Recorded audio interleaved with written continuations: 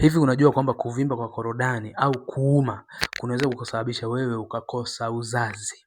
Sasa mara nyingi zinapouma maanake ni kwamba kuna ile mishipa zinakuwa katika hali ya kuvimba. Okay, so damu kuingia na kutoka inakuwa ngumu. Hivyo basi inakuweka wewe mwanaume katika hali kwamba zile korodani zako zinapata joto sana. Na mbegu za kiume haziwezi kuhimili kuzalishwa sehemu ambayo kuna joto jingi. Hali hiyo ikitokea inakufanya wewe usiwe na uwezo wa kuzalisha mbegu za kiume vizuri.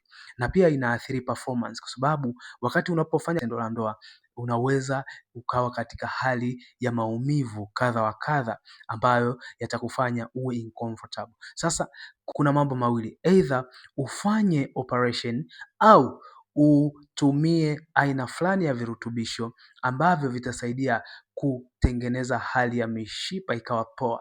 Sasa chukua namba yangu ya simu hapo juu kama option yako namba 2. Chao, Clever hapa.